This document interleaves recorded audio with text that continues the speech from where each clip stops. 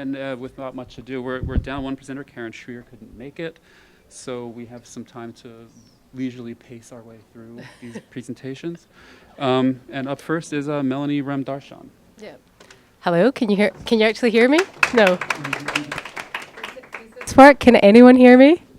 Hi, I'm Melanie. I am going to speak about Emma Watson's Feminist Book Club today. I'm probably going to speak very quickly because I'm not entirely sure how I'm going to fit everything into 12 minutes, so bear with me. So, book clubs have been around for centuries, but they've been transformed in recent years by, especially in the last couple of decades, by popular media phenomena such as Oprah's book club. Is this working? No. Hooray! Just going back to last night's keynote, I love a meme, so again, bear with me and apologies. So social technologies have extended the popularity of book clubs in the digital age, encouraging engagement through reading on a global scale. A recent example of this book club evolution is the spate of celebrity book clubs popping up on social media platforms. And the main focus of this paper will be a case study of Emma Watson's Feminist Book Club, Our Shared Shelf, or OSS as I'll be calling it throughout. So the growing popularity of OSS, and I've provided some stats here, it's just really another illustration of how technology can help with community building, critical discussion, challenging established social and cultural norms, and the development of social movements. OSS members are connected by their shared interest in reading books that challenge the patriarchy. And while the focus is feminism, its membership is not limited to women. According to Watson, everyone is welcome. This reflects Watson's He for She campaign, which invites men to participate in conversations about gender inequality. So through her work on gender inequality, and also as well as a well-known feminist celebrity, Watson has accumulated enough cultural capital to be viewed as a legitimate cultural tastemaker in selecting books for a feminist audience. The feminist celebrity movement is often seen in a really negative light, branded as a diluted, commercialized, neoliberalist type of feminism.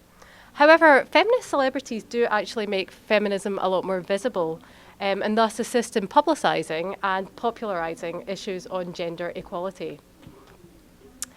Feminist celebrities are often characterised by their white, class, cisgender, sexual orientation, able-bodied privilege, and this has garnered criticism from many people, including intersectional feminists. Watson, in particular, has been heralded as the fresh face of feminism. This type of white celebrity feminism is particularly media-friendly, and as such influences popular culture and cultural output. However, normative whiteness has been central to feminist celebrities, and this type of feminism can extend this narrative. It's also incredibly individualistic and can exclude marginalized groups, and is thus at odds with the ostensible non-hierarchical ethos of intersectional feminism. So book clubs can be political in their nature. Long, and I've provided the quote here, argues that reading can never be divorced from questions of power, privilege, exclusion, and social distinction. Of particular relevance to this research are the power structures and hierarchies associated with book clubs, which can inform the group and or generate informal processes of social control. So OSS is a forum where an established authority figure, Watson, is already in place, leading the book club. So power relationships can emerge through Watson's brand of feminism and the selection of books in relation to the OSS demographic. Watson is considered to be what Rayberg-Sedo describes as a trusted other, which is a term normally ascribed to friends and family, but can also be assigned to cultural tastemakers whose recommendations have proven satisfactory to the readers. So today, oh, that's a terrible colour, apologies. So it doesn't look like that on my screen. So today we're going to look specifically at demographic information, analysis of a random sample of OSS members, the first 15 books on the OSS reading list, and a discourse analysis of why users joined the group. So, while book clubs were traditionally populated by white, middle-class, cisgender women, they are now comprised of a more diverse group of individuals. Online book clubs have supported this increase in inclusivity. Readers can participate in online forums regardless of factors such as cultural or socioeconomic background, gender, reading level, or geography, and can choose to participate anonymously. However, as you can see from the stats, Goodreads and OSS in general are they're completely dominated by female users, especially OSS. So the sample was incredibly international with users from 91 different countries. Most of the users were from North America and Europe, and the majority of the sample were from countries that were majority English and native English speaking. However, this actually varied with the age brackets. The 18 to 25 range, the millennials, the avocado-eating millennials, is the most diverse in terms of number of different countries, but it's also the only bracket where the majority of readers are from countries where English is not the native language. Diversity of language and location was less represented in the upper age brackets. Additionally, while the female readers were from a more diverse range of countries, the male readers were actually more likely to be from countries where English was not the native language. So, celebrity affiliations can act as a catalyst for people joining book clubs. And there is a correlation between the date Watson created OSS and the number of people joining Goodreads. 415 joined in the month and year that Watson launched OSS. This group of people were younger, included more men and users from countries where English was not the native language than the overall sample. The male readers in this grouping were particularly diverse from 34 different countries. And although we cannot determine whether Watson's affiliation to Goodreads encouraged all of these users to sign up, we can surmise that this period saw younger readers with less of a native English language and female dominance than the overall sample join Goodreads. So, 15 books written by 16 authors were chosen for OSS as their reading choices in this time period. Watson contends that she is, and this is a quote, trying to choose works that cover as much ground as possible and are diverse. Although half the authors in the list were white, middle class, cis, able-bodied, there is an attempt to include more intersectional range of authors that challenge the normative white and middle-class feminist narrative. 4 openly identify as part of the LGBTQIA community, 7 were authors of colour, and 5 are from working-class backgrounds. However, the book list has a strong Anglo-American focus, and the writing's so tiny you probably can't really see it, but they're dominated by titles that were originally published in the English language. Several of the books were written by blockbuster feminists such as Gloria Steinem and Naomi Wolf. These are often American feminist works that conform to traditional rhetorical structures and modes of access. So the list leans towards non-fiction titles, but covers a variety of genres. Memoirs are the most popular. But the list also looks at feminism from a variety of lenses. All of the books in the list were published over the last 40 years, so traverse the second, third, and fourth wave feminism time periods. The North American focus is unsurprising, given that Americans were the most represented nationality in the sample. However, this can be problematic for non-native English speakers. The OSS sample is an international one, so having such a Western English language focus does not reflect the diversity of perspectives in the group. And this is just an aside. Incidentally, the best rated books on the list are by authors of colour. So to help understand the motivations for joining OSS and to gain a better understanding of the OSS membership, an analysis of the introductions thread was undertaken. The main themes that emerged were learning and identity, fandom, and connection. So the most popular reason users gave as to why they joined OSS was obviously because they wanted to learn more about feminism. Engaging in social media can be a performative act. Users can construct an identity while engaging with social issues. Reading can also be a source of identity formation. So members of OSS are explicitly or implicitly, by being a part of the group, identifying themselves as someone who is interested in reading feminist books. While users expressed an interest in gender equality, the majority did not explicitly identify as feminists. Therefore, users were keen to develop their understanding of feminism through their engagement with the books, authors, and the OSS community. Even long-standing feminists express a desire to understand the current conversations. As the demographics of the overall sample show, OSS is an intergenerational group. And in the introduction, 14 self-declared feminists, and actually it was the older generation that were quicker to identify as feminists. So these 14 self-declared feminists who were over 50 years of age vocalised their interest in connecting with, learning from, and supporting younger feminists.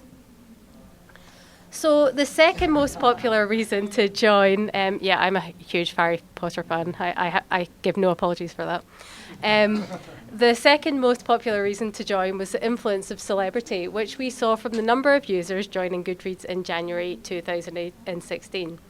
Harry Potter was mentioned often, and as we can see, early Harry Potter readers, so therefore people who read Harry Potter as middle grade readers, would actually fit really neatly into the demographic of the OSS, like the average age, and they're the same age as Emma Watson as well. So there can be an indirect association between celebrity involvement in political, social issues and civic engagement by young people. Young people often try to emulate the behaviour of their celebrity idols. Therefore, Watson's popularity could potentially have positive influence in encouraging young people to join the feminist movement. The third main reason people joined was to be part of a like-minded community, particularly if they felt isolated in the community where they lived or felt their opinions had been attacked in the past. However, users from countries where English is not the dominant language highlighted some of the issues of being part of such an Anglo-American-centric community, as we can see here. Additionally, most of the introductions were written in English, irrespective of the reader's mother tongue, which led to 39 members either apologising for or expressing the difficulties in communicating in English. So, just to sum up, the OSS community has grown to be the largest group on Goodreads since its inception in 2016. The group has an international, intergenerational membership, but is particularly influential in attracting a younger generation of readers. Although this introduces feminism to a wider audience, there is a risk that cultural hegemony can be endorsed and extended. While Goodreads can seem like particularly the OSS group, may seem like a global village, power relationships are still very much in existence through the dominance of the English language and Anglo-American culture. Although there are clear thoughts about how to diversify the book choices, there does seem to be a preference towards English language books written by cisgendered, middle-class, able-bodied white women. Therefore, the reading list does not represent the international and intersectional nature of the group, something several members voiced concern about. So just to conclude, the publication and promotion of these celebrity blockbusters ensure that some feminisms come to receive cultural legitimacy over others. Watson's Celebrity Book Club and the book choices she makes augments these cultural hierarchies. Therefore, OSS replicates and upholds patterns of dominance and exclusions and is not an egalitarian space. This prevents OSS's strand of feminism from being truly intersectional. Thanks.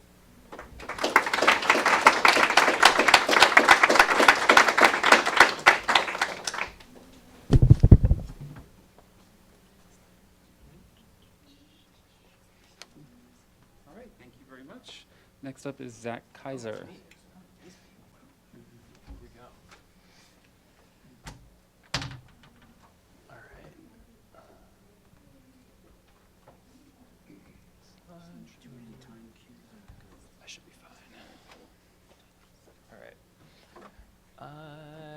gonna kind of sit, kind of stand. We'll see how this goes.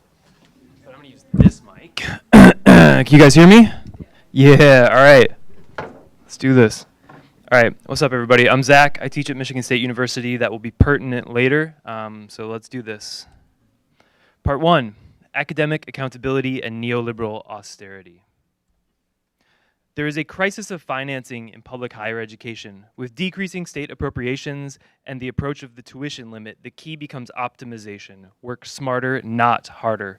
Faculty must be accountable to those who help them do their work by demonstrating results, and in neoliberalism, results are dictated by the market. Meanwhile, academic analytics, which provides university systems with objective data that administrators can use for strategic decision-making, seems to be producing lots of results. In addition to its $10 million annual revenue, its faculty scholarly productivity database has been adopted as a membership indicator by the American Association of Universities, which designates Research One schools here in the US. Every year, I give my university an accounting of my productivity. I tally how many papers I've written, presentations I've given, exhibitions I've done, and so on. It feels oddly like giving the accounting of my sins on Yom Kippur. It's like I'm begging the institution to let me have another year to prove I can do even more than I did this year, that their investment in me, their human capital, will provide growing returns. My belief that I am human capital is but one illustration of the way in which reality is structured by capitalist realism, meaning that we accept there being no realistic alternative to capitalism. Within this framework, the only way to make universities better is to optimize their human and physical capital and maximize return on investment. These returns include rankings, citations, publications, grant dollars, and so on. In the capitalist realist academy, an auditing culture pervades the very bodies of academic laborers.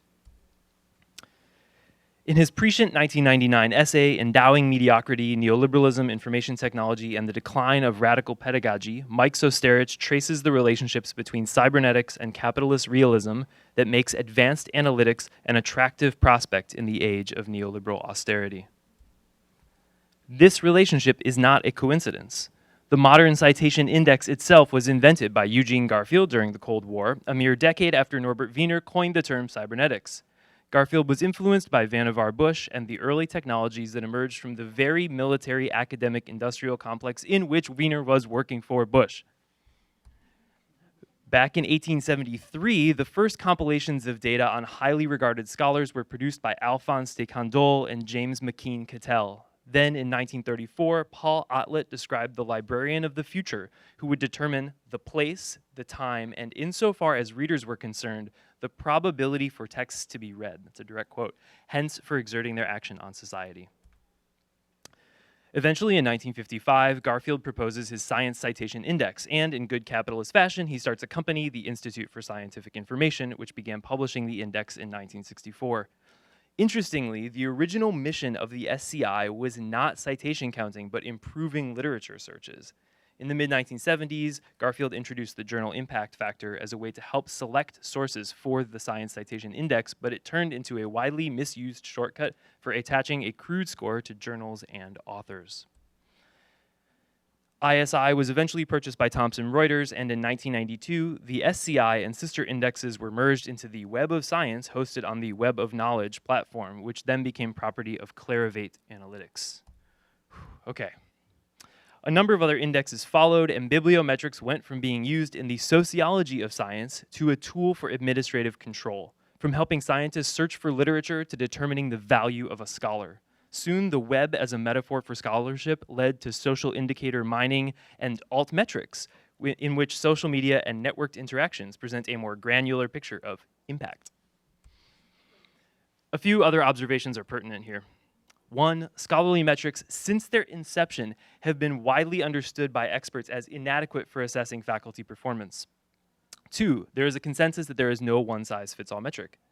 Three, critiques of bibliometrics seem to emerge from the belief that there might be a better metric out there somewhere if only we had the right data.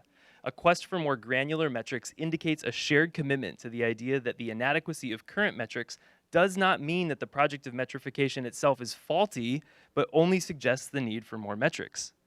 This consensus that the Pandora's box of scholarly metrics has been opened is a concession to capitalist realism. Okay, part two. computationalism in the capitalist realist society and beyond. Computationalism, according to David Columbia, is the idea that a great deal, perhaps all, of human and social experience can be explained via computational processes. It completes the argument that the inadequacy of current bibliometric systems should beget more bibliometrics. These metrics support and encourage faculty to pursue biographical solutions to systemic problems, a neoliberal conception of the scholar self. In general, we might suggest here that metrics are bad in that they, on the whole, serve to support the very systems that perpetuate inequality while promoting a meritocratic anti-politics. But I would like for us to engage in a brief thought experiment. What if advanced analytics, cybernetic systems of prediction and control were used in the service of a more just society? What if in embracing computationalism, we could have luxury communism? Would you still have such a beef with analytics, Zach? I ask because this is the kind of society that Yevgeny Zamyatin envisions in his 1921 sci-fi novel, We. We is about a communist society in which individuals have very little freedom and in which everyone works in the service of the one state.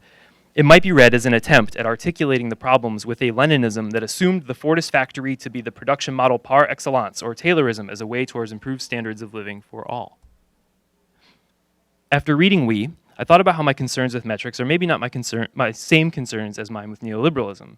Companies at the forefront of analytics, Fitbit, Alphabet, IBM, all say they make life better through optimization. Well, what if these companies were nationalized? I mean, cybernetics wasn't unique to the United States. The Soviet Union had Gosplan and Chile had Cybersyn. So do we need to optimize for a better society? Willem Flusser suggests that in a world of floating signifiers and total relativism, it's impossible to even believe that the doubt you feel about anything comes from something that legitimately itself cannot be doubted. Flusser argues that the resulting nihilism de-authenticates the intellect, producing an ontological instability that must be soothed. This soothing comes through the seeking of an objective reality in numbers, which seem reliable and stable. Demonstrating the intellect as computational can achieve this soothing, and Columbia suggests this is precisely the consequence of Chomskyan linguistics. For Chomsky, language identified with syntax can be applied both to logical formalisms like those used by computers and also to so-called natural languages. All human language, then, is computational at its core. Soothing our ontological instability through computational theories of language or mind produces what Flusser calls an inversion of the vector of signification. Instead of numbers representing certain aspects of people, people themselves come to represent numbers. In such a society, to know is above all to enumerate. We become computational instruments of one another, and the possibility for the social production of inhumanity increases. The realization of the cybernetic ideal of optimization is not then and can never be the kind of utopia that neoliberals or left accelerationists would have us imagine. It is instead the inhuman, programmed world of we. Okay, part 3. The value of the suboptimal. If the dangers of computationalism have nothing to do with whether or not we live in capitalism, then the question of alternatives becomes tricky. I believe that an alternative project hinges on the value of the suboptimal, the inefficient, the unnecessary, friction, slowness, and delay, which create fissures in the hegemony of optimization. I also wonder if, ironically, the last hope for the suboptimal is in the academy. When the exploration of the unknown must be optimized... Wow, that's good. I didn't expect that. When the exploration of the unknown must be optimized, we are left with an atrophied and anemic version of knowledge itself. We must resist this tendency at all costs. Before I go on, I'd like to introduce an important concept to my work. Hyperstition is basically about when fiction makes its way into reality, taking the temporal form of will have been. So, to create a suboptimal future requires 1, producing fissures in computationalist hegemony today, and 2, producing hyperstitional visions that not only combat capitalist realism, but that do so without romanticizing computationalism. In order to produce a small fissure in computationalist hegemony in the academy, this slide is super blown out and I apologize, I recently made a piece of software called Citation Bomb, into which you enter a paper you've cited, and it finds the top 10 related papers on Google Scholar, throws them into a 4-point text Word doc, which is white, and then asks you to copy and paste this into the references section of the paper you're writing. When your paper is published, Google will index all aspects of this paper, finding all the citations, including the hundreds in white. The idea is to flood the citation market and devalue it as a commodity.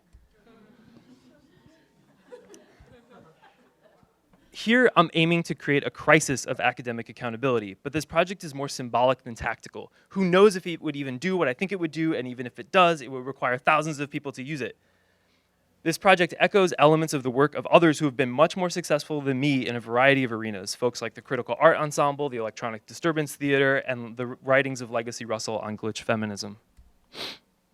Now, the idea for the citation bomb originated from a film I made, in which all faculty have stock tickers outside their offices that display real-time metrics about their value to society. Like other dystopias, though, I found the kind of hyperstition in which I was attempting to engage somewhat problematic. I am now instead seeking complex heterotopias that function as new orienting narratives, such that their hyperstitional capacity can nudge us towards an anti-dystopianism.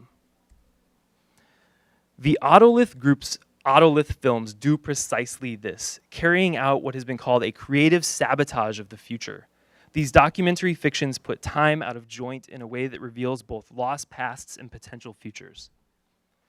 In the Autolith films, the narrator is a far-off descendant of Angelika Sagar, co-founder of the Autolith Group, who's working through her family's archives.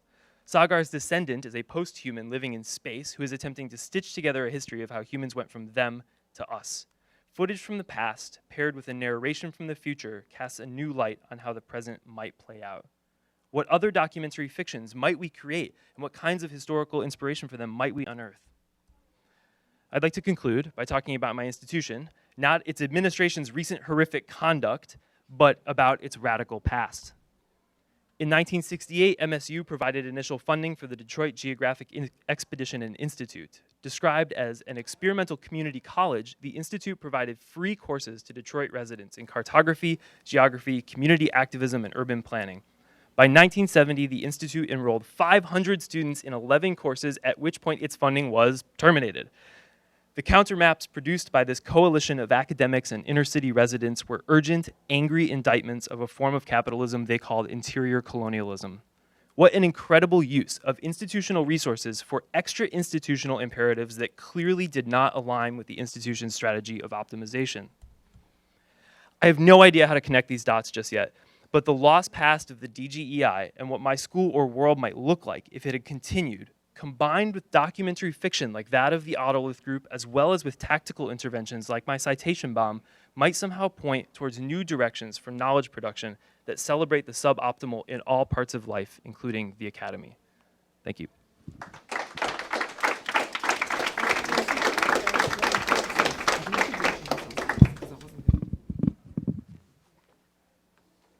All right, thank you. Next up, we have Gwera Kiwana and Kolisile Dulweo. Oh, thanks. Do you have a clicker? No, is there a clicker? I don't think there's a clicker. Okay, that's okay. It's okay. When you want to play your videos, I can sort of pod you up. Okay. When it comes up. We'll let you know when that happens.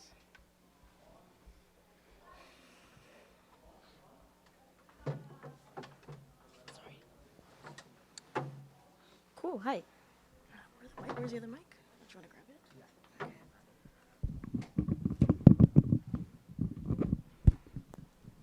Hi, everyone. My name is Gwera Kiwana. I'm a Ugandan, and this is Koli. We co-founded Afro-Urban, and today we're going to talk about urban theory and practice by and for Africa. So I was born in Zimbabwe, and I grew up in Addis Ababa, Ethiopia, for the first 10 years of my life. And then I moved to Zimbabwe for high school / Zambia, and then Australia. So I've been in the States, well, North America for 5 years now. So I'm technically what you would call an Afro-Australian.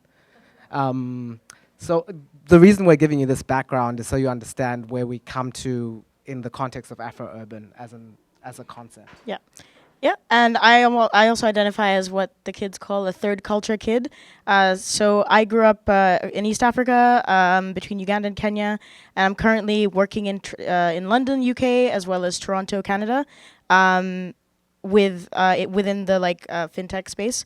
So my interests are to leverage technology to democratize financial services and promote financial inclusion, as well as find an enclave of that within urbanism and urban studies.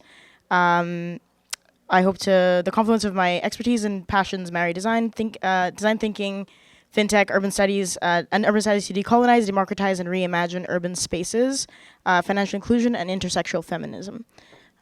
So.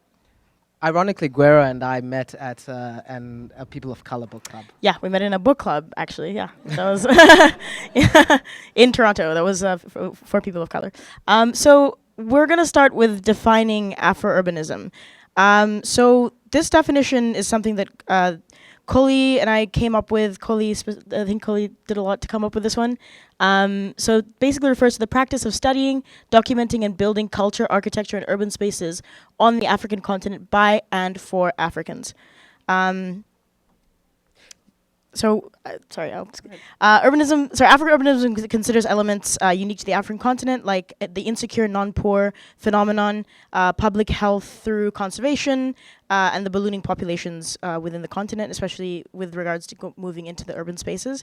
Afro-urbanism expresses the many characters of the metropole on the continent and how these inform our culture, engaging with diverse experience and that Africans on the continent within the urban spaces have. So we have to start sort of not quite at the beginning, but at the beginning of this discussion in terms of urbanism. So during the 19th and 20th centuries, the European powers basically carved up Africa. The scramble for Africa is what a lot of historians refer to it as, and this was the start of this is the start of our conversation. And so, with regards to urbanism, we must have colonialism in the rear view when we're talking about this.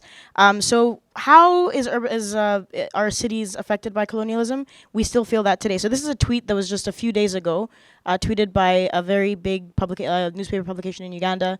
Of an intersection that is really busy. This intersection, millions of people go through it every day. Sorry, every month, and every year, like clockwork, it floods. It floods during. So Uganda has two seasons: the rainy season and the dry season. And when the rainy season happens, there's a lot of torrential rain. This intersection floods every single year, and everyone is surprised by it, but we're kind of used to it now. This is due to the fact that Uganda's drainage system was built to mimic London. London where it snows, London where there's ice, London where people are using sidewalks and streets. So like Kampala was built, and other colonized cities across Africa were built on the rails of Western urban theory and practices. So I'm just gonna stand because I'm gonna be a little bit. I hope. I'll stand You too. don't have to stand if you No, I don't want to. I feel and I weird don't like sitting. holding mics. So who were we? And how did our colonizers see us to start off with? So they came in without any sort of respect for any sort of urbanism that existed before. So because they saw us as uncivilized, requiring religion and underdeveloped. I thought we'd have a clicker. So here is a photograph of my great-grandparents in Johannesburg in 1902. And you can see they're wearing Western clothing. The Westernization of African people can be seen even up to this day in the way we try to emulate European standards of beauty and dress and speech.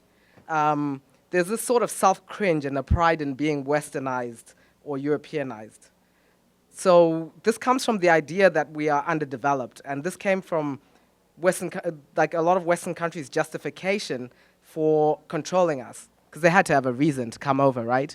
Why are you here? Because we're trying to help you, but at the same time pillage your resources. The premise, if you think about this was the premise of apartheid. Africans cannot be trusted to govern themselves or make decisions for themselves. So here we have an image. I'm an architect, so there are a few buildings in this. So here we have an image of the parliament, the South African parliament in Cape Town. This could be anywhere in Europe.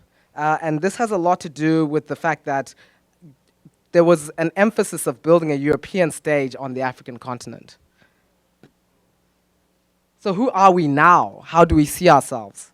So African countries became independent after the Second World War, except for Ethiopia. Ethiopia was never really colonized. Socialist policy was a big part of post-independent ideals because a lot of people felt that there needed to be a redistribution of resources and for people to become self-empowered. Unfortunately, due to Western meddling and intervention, there was division in these progressive movements. And examples of this are the assassination of Patrice Lumumba and Thomas Sankara. So I just want to highlight one thing. I'm a person of South African descent, and I'm also an Australian. Recently, our Minister of Home Affairs made a comment about white South Africans and them needing to be given refuge in Australia without understanding the history of why there needs to be redistribution of resources in South Africa. The web has provided a platform for pro-white farmer groups, the Suidlanders, which is closely aligned and has learnt its tactics from the alt-right to be able to sort of progress this agenda. So we should start off with the post-colonial nations. There was a big emphasis on nation building at that stage, and you can see that this is the Kenyatta Conference Center in Nairobi. Because it was after the Second World War, modernism was a big part of what was happening at that stage. But you can see there is definitely like an African accent to this modernism. In a similar way to when you walk through New York streets, the pre-war buildings were built with a heavy European influence, but you can definitely, when a photograph is taken, you know that it's in New York and it's American. The economic issues from the dividing of all the progressive movements resulted in stalling of nation building and a brain drain to the West. I guess I'm part of that brain drain. So self-determination in the 21st century is happening at a micro scale through fashion.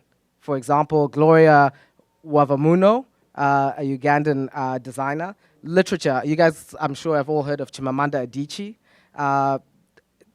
Platforms like Nollywood.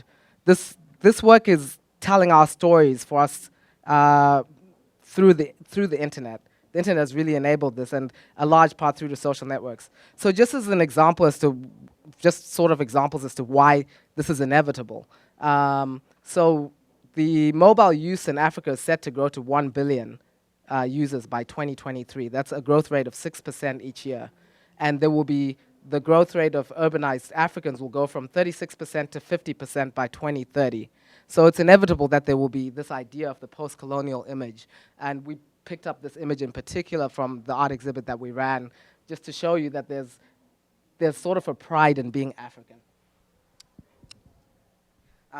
And of course, remittances are a big part of what's happening in Africa. And diaspora, the conversation between the diaspora and local people is what's sort of being used to leverage the internet. So I brought this up, the National Museum of African American History and Culture in DC, because it's designed by David Adjaye, who is a British architect, but was born in Tanzania to Ghanaian diplomatic parents, and this project is in the US. Importantly, the actual lattice structure is influenced by the design of the Yoruba, by patterns made by the Yoruba.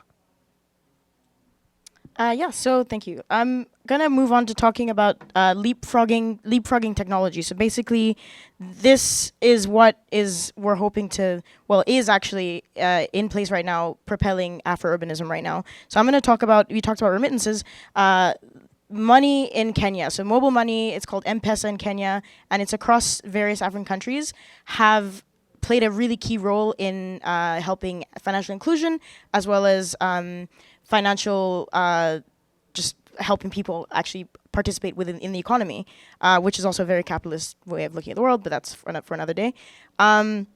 So, for example, in 2017, also I'll explain what M-Pesa is. M-Pesa is basically Venmo, but this has been going on for 20 years now. Basically, money on your phone. So, for example, when I lived in Kenya, I did not have a bank account. I used my phone for everything: rent, paying for like something at the pub next door, sending friends P2P payments, and this is all done via a phone. And you can have any kind of phone. No, you don't need a smartphone to use it. So M-Pesa is actually behaving like a bank now. They actually give out loans. They help people save. They have various groups that have started leveraging this technology. So for example, in Kenya, there's something called chama groups, which are informal savings and investments groups that are not regulated, but are actually helping people participate in the economy in ways that are reimagining finance. So things like credit are foreign to these communities, and lending in Kenya, for example, or I'll give Uganda as an example. The Ugandan interest rate, I think, for borrowing at a bank is about 23 to 28%, which is insane if you think about it. So having leapfrog technology within finance that is helping people in urban centers actually participate and engage in the economy is really helpful. So I'm also going to talk about technology that is used in place of public services in cities as well as in rural areas. So Rwanda is currently using drone technology and drones to deliver medical supplies to remote areas. This is mostly due to the fact that there's no reliable roads or transport infrastructure in place. Later, we're going to show a video about transport reimagined in Kenya. I'm going to talk also a little bit. We're going to show you a quick little clip about movie halls. So this is a social aspect of city living. So in Uganda, movie theaters there's like one, I think, in Kampala. And it's very expensive. The average Ugandan cannot afford to go to it. So in Uganda, there's these movie halls that have come into being, and they're basically they look exactly like what this looks like right now. It's a bunch of people sitting on a screen, and the screen is playing Die Hard, but or whatever, and there's someone translating it in real time. So I'm just gonna show a quick video of what that looks like.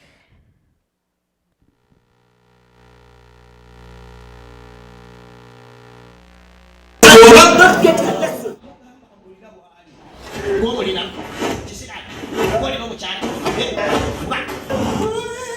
are you doing here with this? You. No Filimo City. That's life, God. It goes in Kampala. So that was a little short clip from a film by a really amazing Ugandan director named Nikisi Seramaga Jamo. She's really prolific. You should check out her work on Vimeo. So she actually took a dive into these communities to see how they shared culture and how they're sharing Western culture and like translating it, and the meanings shift and change within these urban spaces. So how do we connect? Koli, we're going to talk about this? Yeah, we can just run. We'll just run through it quickly because we're just about out of time. So we connected generally through social interactions. A lot of people just knew each other on Instagram and connected us. And the purpose of this initial connection was to form a collective for an art exhibit on the 20th of January. So that happened in New York. And we're sort of moving forward now with the narratives and further art exhibits. And we're just going to run the narratives video quickly, and then that's it. Yeah. So, and just a preface to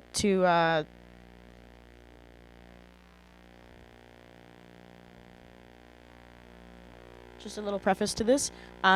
This collective grew out of people. We're all like-minded, wanting to tell and share African urbanist stories. A group of architects, urban planners, all kinds of great people, artists as well. And this is kind of propelling. We're hoping to propel this into a movement, and it will be propelled into a movement that is Afro-urbanism. So here's a clip. Welcome to. Sorry, I didn't preface this. This is Sheriff Maina is a matatu conductor in Nairobi. Matatus are the mode of public transit. So when you think of the MTA, you get really bummed out, right? Am I correct? Who smiles on the MTA? No one smiles on the MTA. Like, that's the subway in New York. No one. Toronto, the TTC is equally as disgusting and terrible. In Nairobi, the matatus are used. It's like public buses, and it's been reimagined in a way that is really social and community focused. Matatu drivers design. There's no like uniform design for the vans. They design whatever. There's one, I think, in a famous TV show called Sense8. The guy was driving the Rod Van Dam van, and he like designed it off of Van Dam. So yeah, this is someone who is an internet friend of ours, named Chef Mina. So you can watch his Sheriff Mina. This is his taxi. Welcome to. I'm Sheriff Maina. From Buruburu, aka Sheriff 001. This is flight 236, representing Nairobi.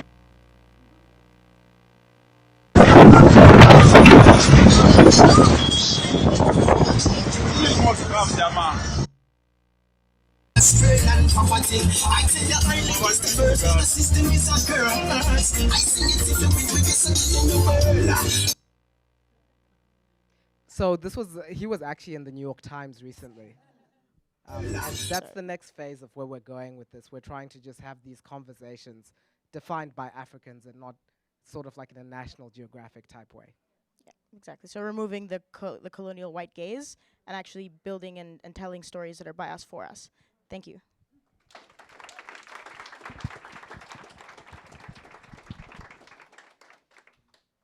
we have some time for Q&A, if you can just sort of orchestrate that here.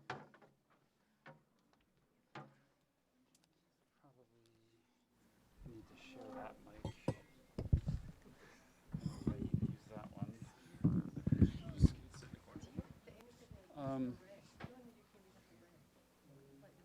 Are there any questions? No? So I will have to perform a synthesis of those three.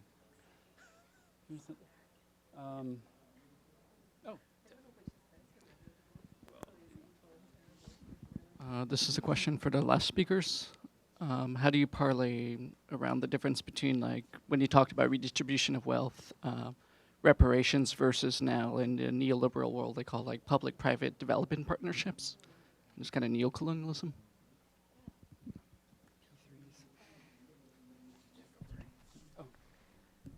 So if I just can reiterate your question, you were asking about how to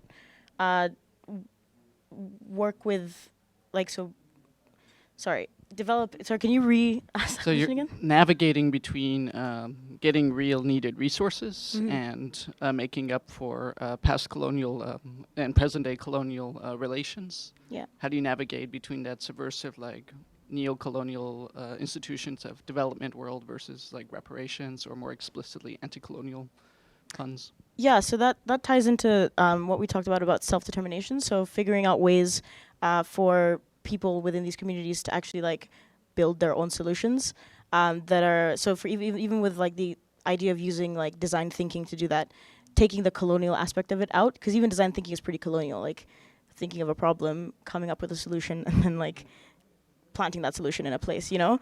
So I don't know if that answers your question. Do you have anything else to say about that? Yeah, I think it's really hard, and the reality is,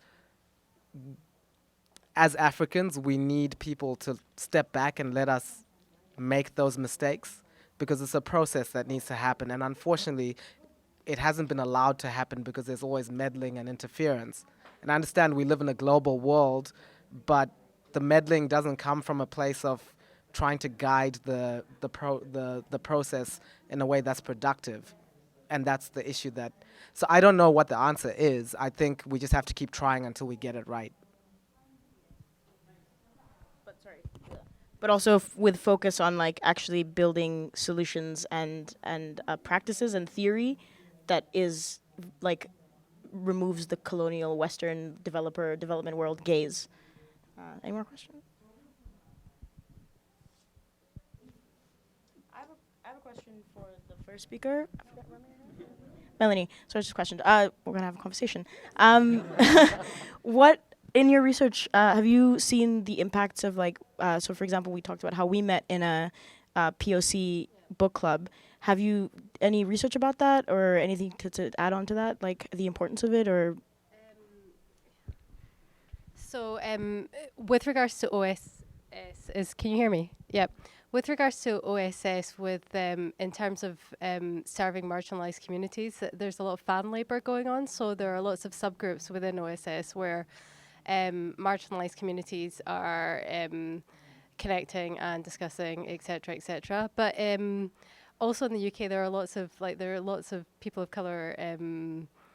Reading groups, grassroots networks surrounding literary culture, etc. And I think that's where the change is happening in the UK. I'm not sure about the US, but that's certainly where the change is happening at the moment. So yes and no is the answer to that question. I'm extending this, looking at reader response and reader connections. So I'll see if anything like that comes up. But it's the same things happening in the UK. There's lots of little groups that are kind of making change, really.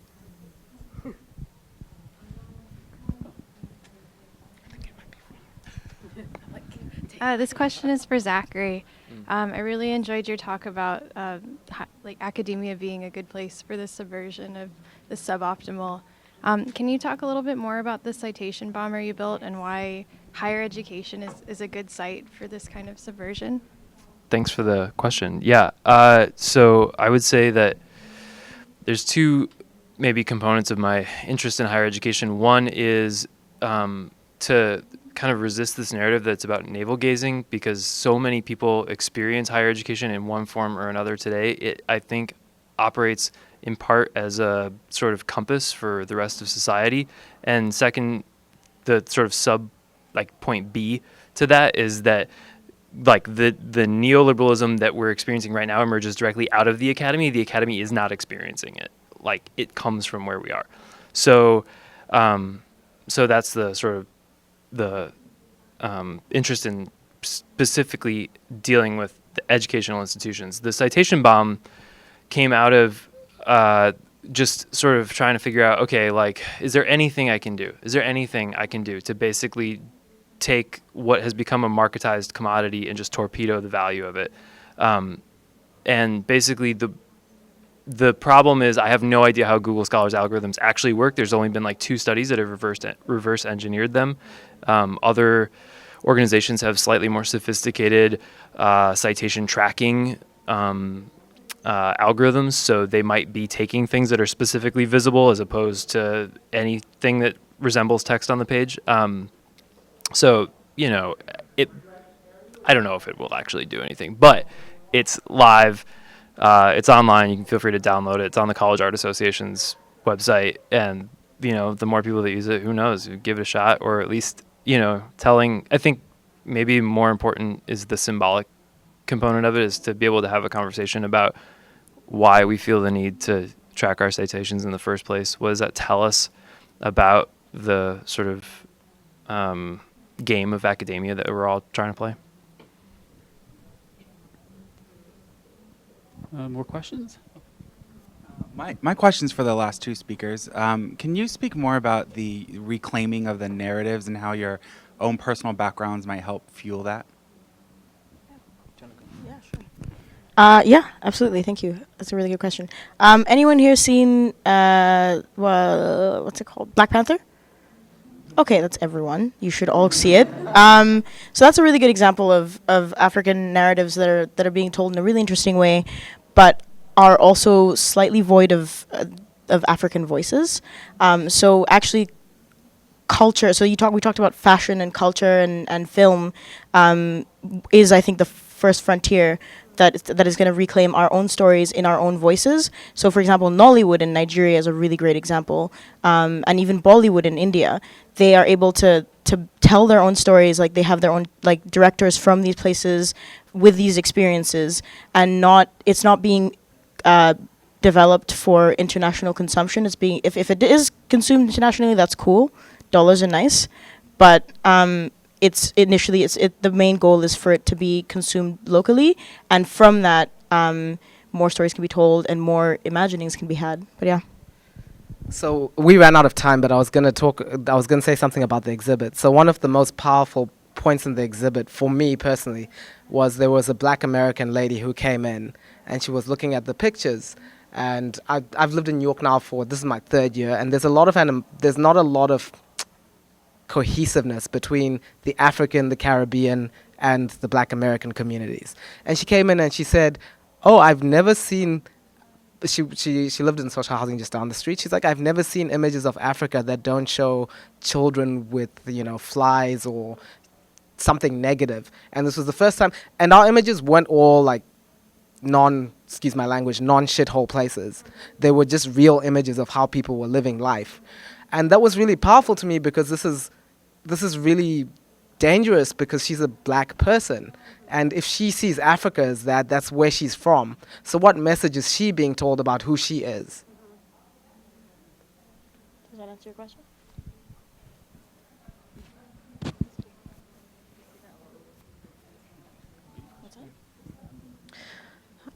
So this is for the last two folks who went, and you brought up I'm sorry, I don't know if you can see me, but you brought up a very interesting point, and that's something that I've been like grappling with, like tension across the diaspora.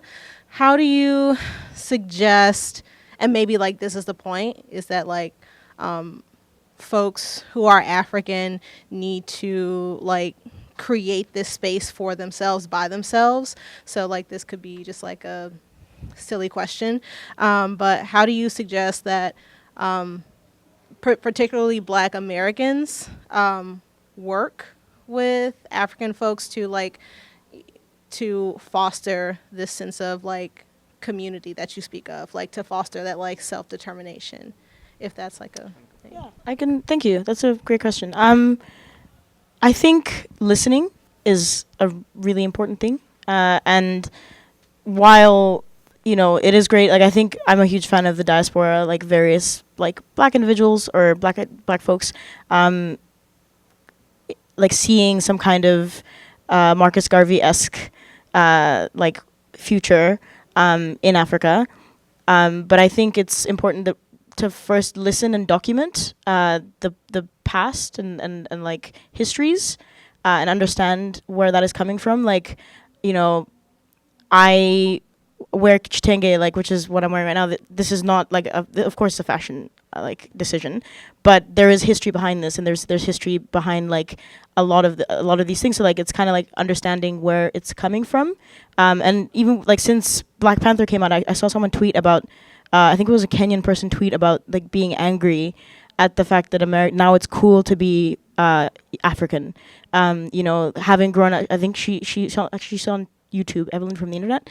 She grew up in the States, and she talked about how she was made fun of by Black Americans and ostracized for being African, and now it's cool. And that's one way of people who are thinking in that way, and like it's really unfortunate. But yeah, I think it starts off with listening and understanding. So.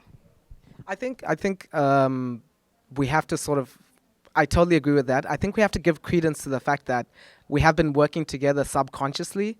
It's just now because of the way the world is so connected, we're actually interacting with each other. The civil rights movement actually was a big part of what thrust forward African countries in their drive towards independence, because it happened before a lot of African countries were independent. And so I think we just have to find ways, like listening and understanding, ways to work together for a common cause. And it's just people all around. We all need to listen to each other and give each other space to speak and listen and be heard. This is touched upon, I think, by Fennel and someone else is just skipping my mind. I think it was, I can't remember it. But yeah, basically, so for example, Fennel inspired Malcolm X. Frantz Fanon was in Algeria, which is a country in Africa, and his work on like violence and revolution inspired people like Malcolm X and Thomas Sankara. So there's definitely like ways that like these cultures can be shared and like bridges can be created. So yeah, thank you.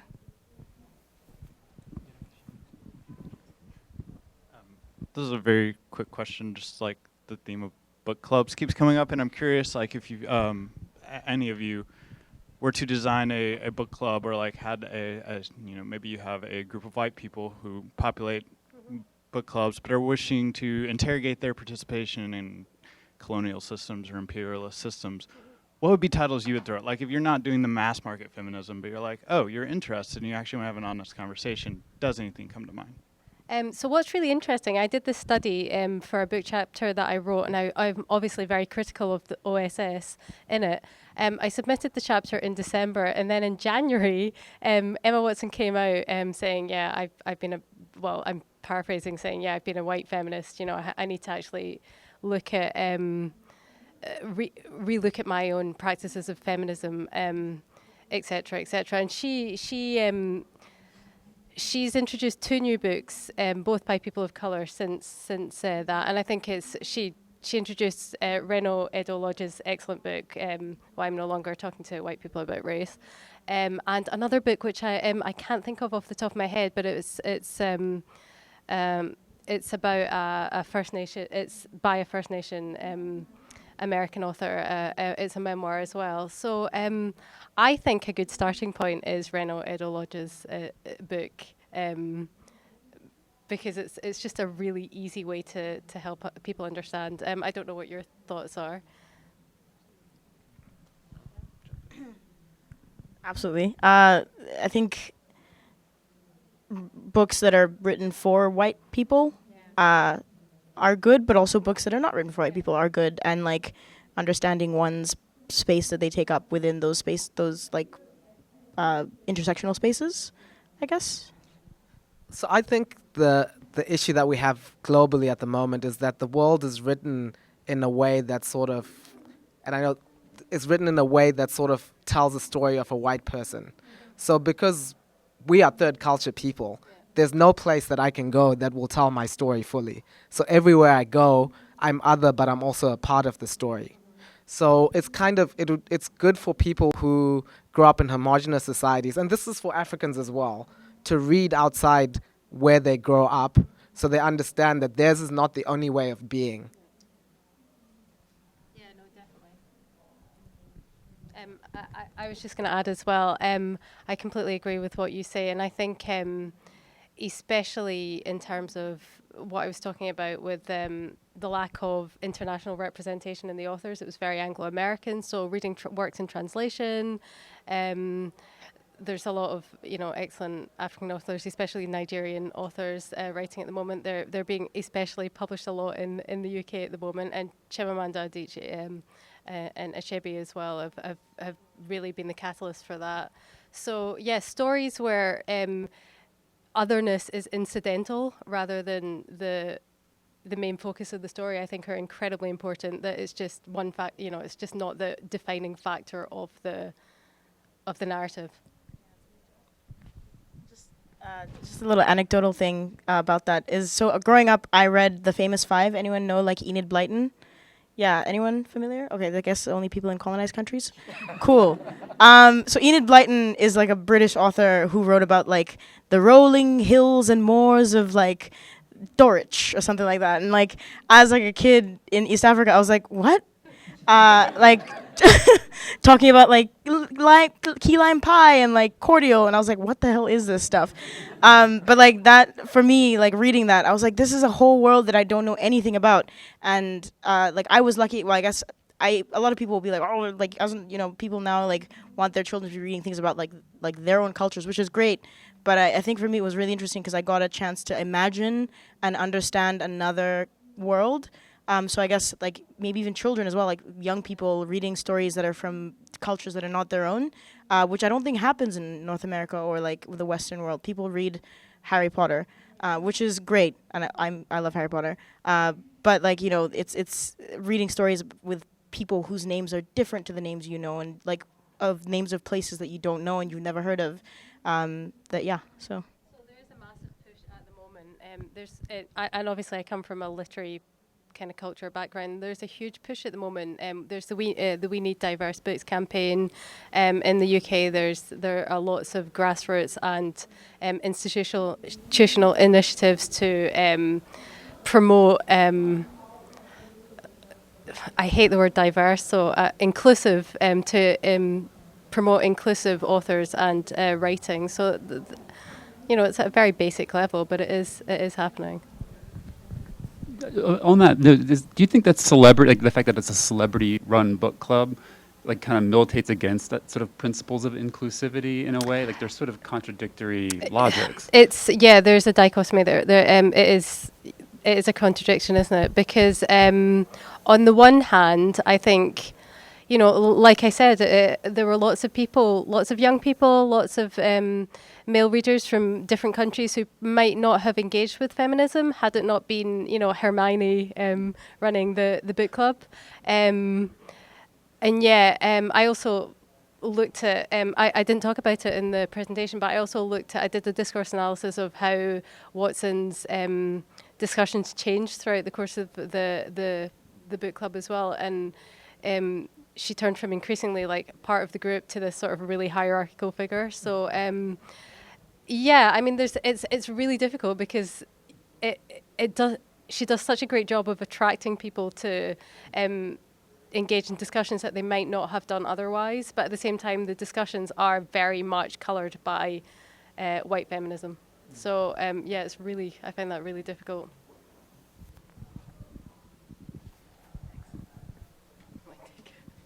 Thank you all. This was super interesting. My question actually kind of builds on the things you were just saying, because one thread I was kind of noticing throughout was the complicating the complicating aspect of and challenges of the kind of Western capitalist mass media.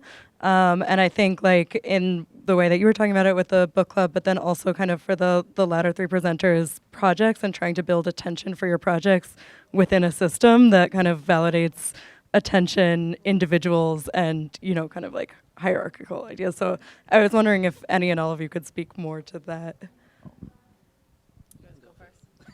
Wow. Great. I think that there's definitely a tension there between the need to operate within the system. I guess this is part of what I think is important to have a discussion about, and I think it relates maybe to all of our work, is the question that tension raises, which is the way out through? I'm not sure.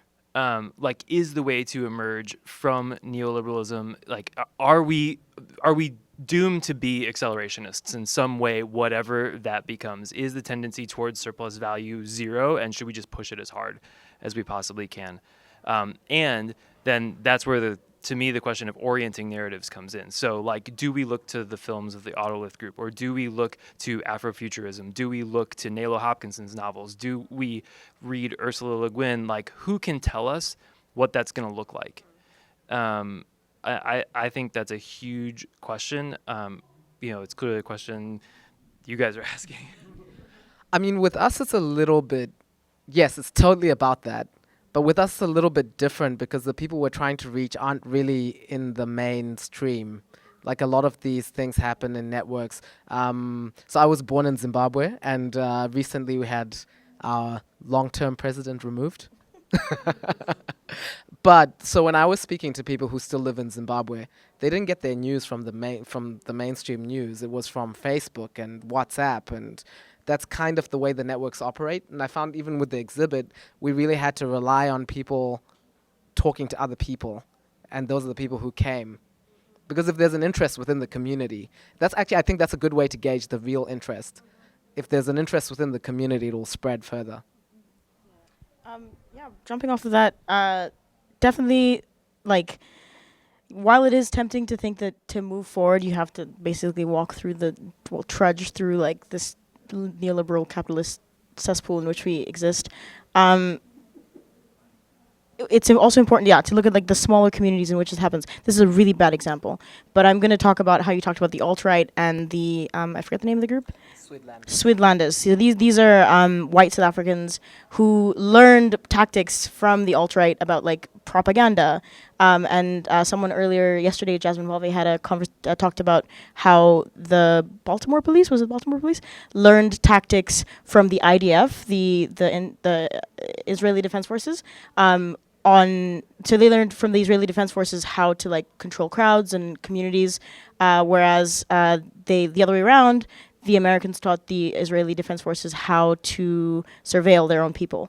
So there's definitely exchanges that are happening in like these really small spaces that are actually making really big impacts. That was a really bad example.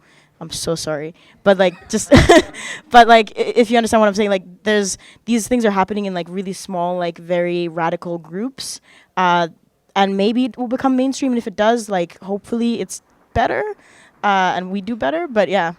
I was actually going to say as well, so a lot of the artists that we had in the exhibit, please follow us, afrourban.art, little spiel, Twitter and Instagram. But a lot of the artists that we had on exhibit were people who were just doing what they were doing, like people who were just taking really amazing photographs and posting them to Instagram. They weren't, like no one was looking to be famous. So it's sort of that incidental, for me, it's the incidental documentation. The sort of documentation that it's not like me going out and taking photos of buildings. This person just happened to be taking a photograph, and there happened to be buildings in the city and in the scenery.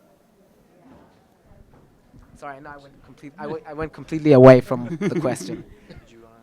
I just have something really quick to say. So, in terms of how things are developing in the UK, in terms of making literary culture more inclusive, it is marginalised groups that are putting in a lot of labour to do so. However, the problem with things like independent media, etc., is that firstly, they don't have a massive reach, and secondly, they still, to some extent, uphold the structures of inequality. You know, they replicate the structures of inequality. So, sadly, I think we do have to work with the mainstream, so mainstream cultures and mass media, etc., as well. Yeah, like we're just about out of time, so thank you very much, presenters.